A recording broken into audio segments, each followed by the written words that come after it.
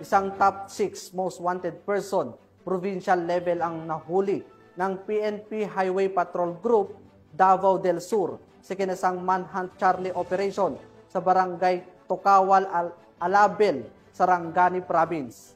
Ang report mula kay Patrolman Mark Roland Feliciano.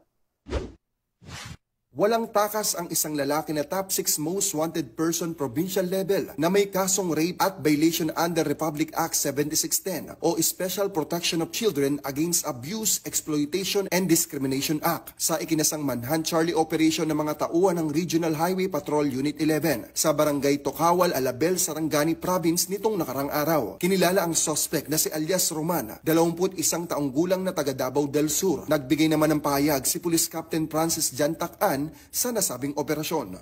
Ang Provincial Highway Patrol Team Davao del Sur ay matagumpay na naisagawa ang Manhunt Charlie Operation sa Barangay Tokawal, Alabel, Sarangani Province.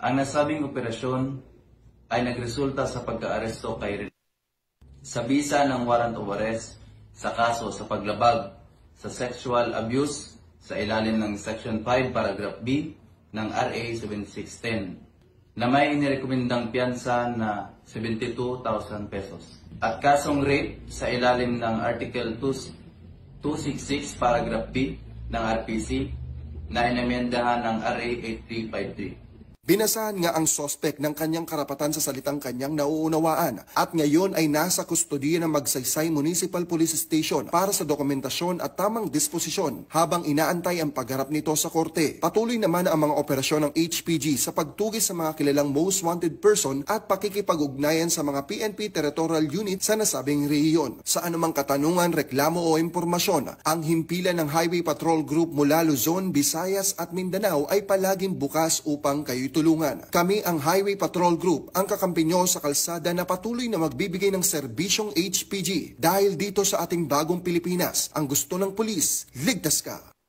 At sa iba pang balitang serbisyong HPG, tumutok lamang sa aming YouTube channel at Facebook page na Police News Network.